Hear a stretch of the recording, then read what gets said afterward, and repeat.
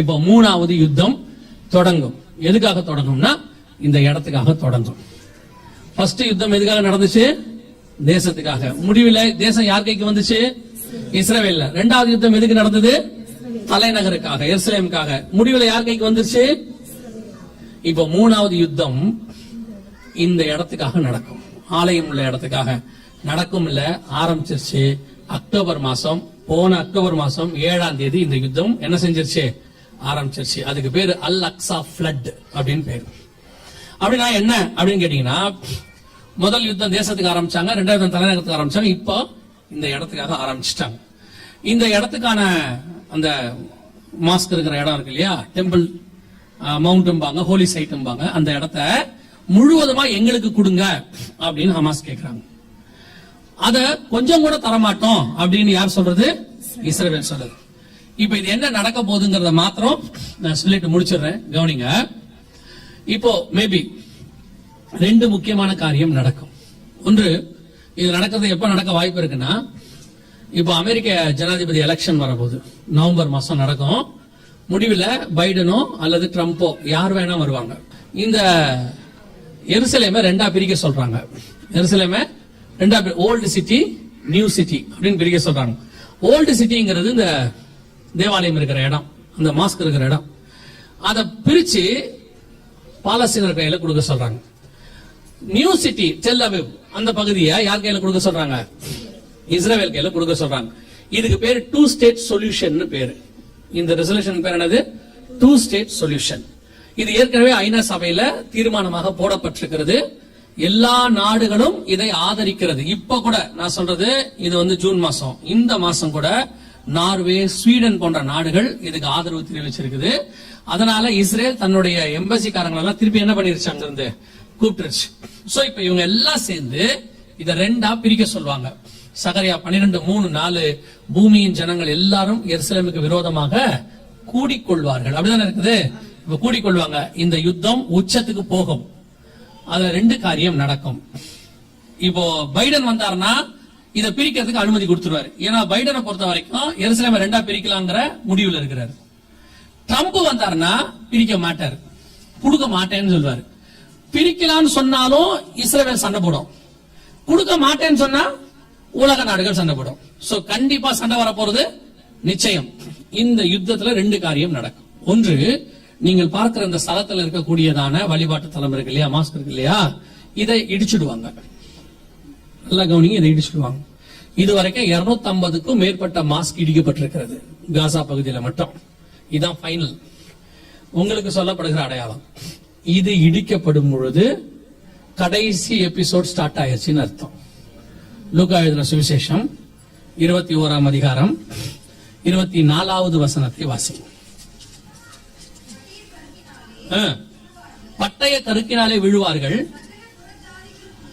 சகல புறஜாதிகளுக்குள்ளும் சிறைப்பட்டு போவார்கள். நல்ல கவனிங்க, புறஜாதியாரின் காலம் நிறைவேறும் வரைக்கும் எருசலேம் புறஜாதியாரால், இதுதான் புறஜாதியாருடைய காலத்துக்கான அடையாளம். ஹோலி சைட்ல, அந்த டெம்பிள் மவுண்ட்ல புறஜாதியாருடைய வழிபாட்டு தலம் அங்க இருக்கு. எப்ப காலத்துல இருந்து? தாவீது சாலமோன் தேவாலயம் கட்டின காலத்துல இருந்து இதுல இப்ப இங்க நிக்குது. கிபி 10ஆம் நூற்றாண்டுல கட்டப்பட்டாச்சு. சோ இப்போ புறஜாதியார் அந்த சைட்டுக்கு வராங்க இல்லையா, தொழுகை நடத்துறதுக்கு வராங்க. இது இல்லைன்னா அங்க யாருமே என்ன செய்ய மாட்டாங்க, வரமாட்டாங்க. அந்த இடத்த முழுக்க யார் வேலி போட்டுருவா? இஸ்ரவேல் வேலி போட்டுரும். சோ இது விழுந்த உடனே அந்த இடத்த மொத்தத்தையும் எருசலேமை யாரு கையில எடுப்பா? இஸ்ரவேல் எடுக்கும். அப்ப இத இஸ்ரவேல் கையிலிருந்து வாங்கி கொடுப்பதற்கு இஸ்ரவேலுக்கு விரோதமா ஒரு டீம் ஃபார்ம் ஆகும். அது ரஷ்யா தலைமையில ஃபார்ம் ஆகும். அதுதான் எசேக்கியேல் 38-39 2 அதிகாரத்துல சொல்லப்பட்ட யுத்தம். இது ஏதோ கேட்கறதுக்கு கதை மாதிரி உங்களுக்கு தெரியற மாதிரி இருக்கும், வேற நம்ம சொல்றாரு அப்படின்லாம். இந்த யுத்தத்துல பாதி இடத்துல நம்ம இருக்கிறோம். போன அக்டோபர் 7 இந்த யுத்தம் ஆரம்பிச்சிருச்சு, இந்த இடத்துக்கான யுத்தம் ஆரம்பிச்சிருச்சு. இது இப்போ ஆரம்பிக்கும் போது சொன்னாங்க அது 2-3 நாள்ல முடிஞ்சிரும் நாங்க. ஆனா அப்பத்துல இருந்தே நாங்க சொல்லிக்கிட்டே வரோம், இது பெருசா மாறும். இப்போ அந்த யுத்தம் எவ்வளவு தூரம் போயிருக்குன்னு கேட்டீங்கன்னா, அப்படியே விஸ்தாரமாயி லெபனான் வரைக்கும் போயிருச்சு. ஹிஸ்புல்லால உள்ள தளபதிகளை அவங்க சாவடிச்சிட்டாங்க 2-3 நாளைக்கு முன்னாடி. இந்த பக்கம் ஈஜிப்ட் வரைக்கும் போயிருச்சு, இந்த பக்கம் ஈரான் வரைக்கும் போயிருச்சு. ஈரானும் இதுக்கு நேரடியா இறங்க தொடங்கிருச்சு. உள்ள வர வேண்டிய மிக முக்கியமான ஆள் யாரு? ரஷ்யா வரணும். நீங்க பார்த்திருப்பீங்கன்னு நினைக்கிறேன், நேத்து நேட்டோ நாடுகள் ரஷ்யாவுடைய விமான தளத்தை என்ன பண்ணிட்டாங்க, அடிச்சிட்டாங்க. சோ இதெல்லாம் சேர்ந்து இந்த 2-3 வருஷத்துக்குள்ளாக இந்த சொன்ன காரியங்கள் எல்லாம் நடக்கிறதை நீங்கள் காணும் போது, இதான் ரொம்ப முக்கியம், நீங்கள் காணும் போது புறஜாதியார் காலம் முடிவுக்கு வருகிறது என்று அர்த்தம். இந்த இடத்துலதான் 3வது தேவாலயம் வரும். இந்த 3வது தேவாலயத்தை கட்டி கொடுப்பதற்கு தான் அந்தி கிறிஸ்துவானவன் வருவான். அவன் வருவதற்கு முன்பதாகத்தான் உங்களையும் என்னையும் மீட்க வருவேன் என்று இயேசு வாக்குத்தத்தம் பண்ணி இருக்கிறார். அல்லேலூயா. அப்ப இந்த இடம் அவன் கைக்கு வரணும், இது இல்லாம போகணும், அங்க ஆலயம் கட்டணும். இதுக்கு நடுவுல தான் கர்த்தருடைய வருகையும் சம்பவிக்கும். அதே லூக்கா 21:24 நீங்க வாசிங்க இல்லையா, 28 வாசிங்க. இவைகள் சம்பவிக்க தொடங்கும் போது, இப்ப தொடங்கிருச்சு, நல்லா கவனிங்க, தொடங்கிடுச்சு. ஆனா வசனம் சொல்லுது, இவைகள் சம்பவிக்க தொடங்கும் போது உங்கள் மீட்பு சமீபமாக இருப்பதால் நீங்கள் நிமிர்ந்து பார்த்து. அப்ப இதெல்லாம் சம்பவிக்க ஆரம்பிக்கும் போது என்ன வரும், ஒரு மீட்பு வரும். சம்பவிக்க ஆரம்பிச்சிருச்சு. புறஜாதியார் காலம் நிறைவேறதுக்கான அந்த சைட்டுக்கான சண்டை இப்ப ஆரம்பிச்சிருச்சு. வெளியே ஆரம்பிச்ச சண்டை கொஞ்சம் கொஞ்சமா எருசலேமுக்குள்ள வந்து, ஃபர்ஸ்ட் இஸ்ரேல் பார்டர்ல ஆரம்பிச்சிச்சு, எருசலேமுக்குள்ள வந்துச்சு. எருசலேம்ல இருந்து இப்ப எங்க வந்துருச்சு, தேவாலயம் இருக்கிற இடத்துக்கு வந்துருச்சு. இனி காலம் கண்டிப்பாக செல்லாது. வேதத்தில் சொன்ன அத்தனை தீர்க்க தரிசனங்களும் நம் கண்களுக்கு முன்பாக, எருசலேம் சண்டை 1948 நம்ம தாத்தாக்கள் காலம், சாரி இஸ்ரேல் சண்டை, எருசலேம் சண்டை 1967 நம்ம அப்பாக்கள் காலம். இப்ப தேவாலயத்துக்கான சண்டை நம்முடைய காலம். அந்த ரெண்டையும் அவர்கள் கையில் கொடுத்த ஆண்டவர் இதையும் அவர்கள் கையில் தான் கொடுக்க போகிறார். இது விழுந்தாதான் இந்த 3வது தேவாலயம் வரும். அதை தான் அந்தி கிறிஸ்து கட்டி கொடுக்கிறவனாக வருவான். அவைகள் சம்பவிக்க தொடங்கும் போதுதான் நம்முடைய மீட்பு இருக்கிறதாக வேதம் சொல்லுது. இந்த இடத்துக்கோ இங்க வரப்போற தேவாலயத்துக்கோ நமக்கு எந்த சம்பந்தமும் கிடையாது. இது நமக்கு தேவாலயமும் கிடையாது. அது நியாயபரமான தேவாலயம், அவங்களுக்குரியது, நமக்கே கிடையாது. அந்த தேவாலயமும் நிக்காது, அந்தி கிறிஸ்துவே அதை இடிச்சிருவான். ஆனா உங்களுக்கு எனக்கு என்ன அடையாளம் கேட்டீங்கன்னா, இதெல்லாம் சம்பவிக்க தொடங்கும் போது நம்முடைய மீட்பு சமீபமாக இருக்கிறது. நம்முடைய ஆண்டவர் வந்து நம்மை அழைத்துக் கொண்டு போக போகிறார். அப்ப இனி நமக்கு காலம் செல்லாது. ஆல்மோஸ்ட் இந்த வார் ஸ்டார்ட் பண்ணி எத்தனை மாசம் ஆயிடுச்சு, 7 மாசம் ஆகி போச்சு. அப்படியே விஸ்தாரம் ஆகிட்டே இருக்குது.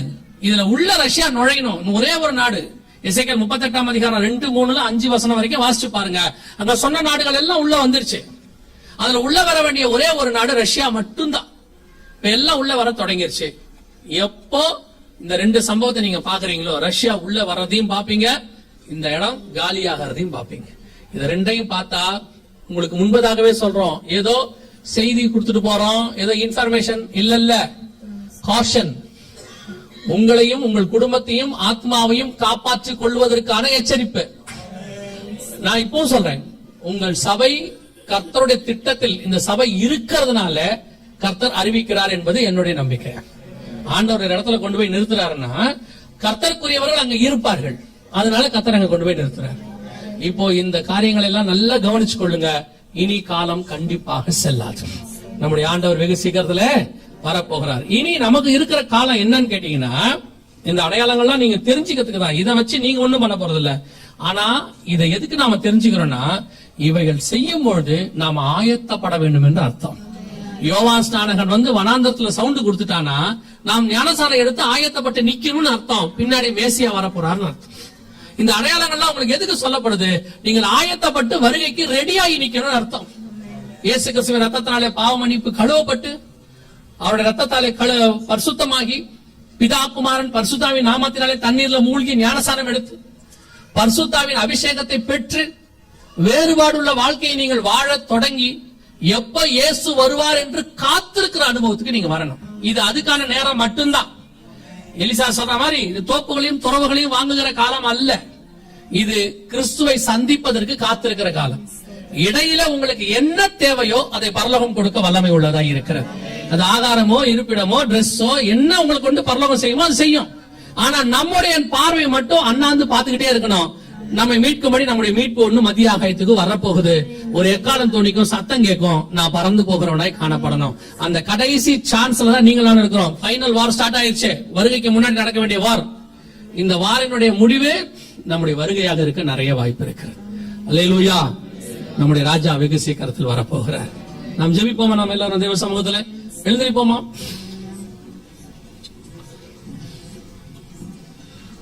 எல்லா கண்களை மூடுவோம். Thank you Jesus. நன்றி ஆவியானவரே. உங்களை மட்டும் ஆராய்ந்து பாருங்க. ஒரு 2-3 நிமிஷம் நான் அந்த கூட்டத்தை முடிச்சு பாஸ்டர் கையில கொடுத்துறேன். நாம இந்த வருகையில போகணும், அவ்வளவுதான் நமக்கு தேவை. இது எல்லாம் எதை காட்டுது? காலம் நிறைவேறின போது அப்படின்னு அர்த்தம். இயேசு முதலாவது வரும்போதும் காலம் நிறைவேறி இருந்தது. எல்லா அடையாளங்களும், வானத்துல நட்சத்திரம் வந்துச்சு, தேவ தூதர்கள் வந்து மெய்ப்பர்களுக்கு சாட்சி கொடுத்தார்கள், பரிசுத்த ஆவியினால் ஏவப்பட்டு சிமியோன் தேவாலயத்துக்கு வந்திருந்தார். இவ்வளவும் நடந்துச்சு. அதே மாதிரிதான் இப்போது பரிசுத்த ஆவியில ஏவப்பட்டு நம்ம ஆலயத்துக்கு வந்திருக்கிறோம். ஒருபுறம் வானத்திலே அடையாளங்கள், பூமியில யுத்தங்களின் செய்திகளின் அடையாளங்கள் கேட்டுக்கிட்டு இருக்குது. மறுபுறம் நமக்கு தேவையான எச்சரிப்பின் வார்த்தைகளை கொடுத்துட்டே இருக்கிறாங்க. இதெல்லாம் எதுக்கு சொல்லப்படுது? இந்த பிசினஸ் வாழ்க்கையில, பிஸி ஷெட்யூல்ல, குடும்பத்தை நடத்துறதுல, பிள்ளைகளுடைய எதிர்காலத்தை, இப்படி நம்மள நிறைய மைண்ட இந்த உலகமும் உலகத்தில் உள்ளவைகளும் ஆக்குபை பண்ணி வச்சிருக்கு. இயேசுவையும் வருகையும் சிந்திக்கவே விடாதபடி வச்சிருக்கு. ஆனா இவைகளுக்கு நடுவில் அவர் வரப்போகிறார் என்று ஆயத்தப்படுவதைத்தான் பரலோகம் விரும்புகிறது. அதனாலதான் பரிசுத்த ஆவியானவர் உங்களோட பேசிட்டு இருக்கிறார். ரொம்ப பிஸியா வச்சுக்கிறான் பிசாஸ். அது டிவியோ, உங்க செல்போனோ, பேஸ்புக்கோ, வாட்ஸ்அப்போ, இல்ல உங்க வேலை பலுவோ, அல்லது குடும்பத்தில் இருக்கிற பிரச்சனைகளோ, யூ ஆர் ஃபுல்லி ஆக்குபைட். இவைகளுக்கு நடுவுல ஸ்பிரிச்சுவலா யோசிக்கிறதுக்கே நேரம் இல்லை. ஆனா இது எல்லாத்தையும் ஓர வச்சுட்டு இயேசுவை சந்திக்க ஆயத்தப்படுறதுக்கான காலம் இது. ஆனா அப்படி நீங்க சந்திக்க ஆயத்தப்பட்டீங்கன்னா சுத்தி இருக்கிற எல்லாவற்றையும் பரலோகம் பார்த்துக்கொள்ளும். பரலோகம் சரியா நடத்தும். உங்களை அழைத்தவர் உங்கள் பிள்ளைகளை கை விடவே மாட்டார். நோவாவையும் அவன் குடும்பத்தையும் ரட்சிக்கும்படிதான் நோவாவை கர்த்தர் அழைத்தார். கர்த்தராக இயேசு கிறிஸ்துவை விசுவாசி, அப்போ நீயும் உன் வீட்டாரும் ரட்சிக்கப்படுவீர்கள். இன்னைக்கு பிள்ளைகளுடைய வாழ்க்கை, எதிர்காலம், அவங்களுக்கு வீடு வாசல், இதனால வருகையை பத்தி யோசிக்கவே நேரம் இல்லை. இன்னைக்கு ஆண்டவர் உங்களுக்கு அந்த எச்சரிப்பை கொடுக்கிறார். நீ என்ன சேர்த்து வச்சாலும் சேர்க்கா விட்டாலும் உங்க பிள்ளைகள் வாழ்க்கை கர்த்தருடைய கரத்தில் இருக்கு. நம்ம வாழ்க்கை எப்படி கர்த்தருடைய கரத்தில் இருந்துச்சோ அதே மாதிரி நம்ம பிள்ளைகள் வாழ்க்கையும் கர்த்தர் கரத்தில் தான் இருக்கு. ஆனா நாம அவர்களை வருகைக்கு ஆயத்தப்படுத்துகிற மிக முக்கியமான பொறுப்புல தான் இருக்கிறோம். ஃபைனல் வார் ஸ்டார்ட் ஆக போகுது, ஆயிடுச்சு. நாம் ஜெபிக்க போகிறோம்.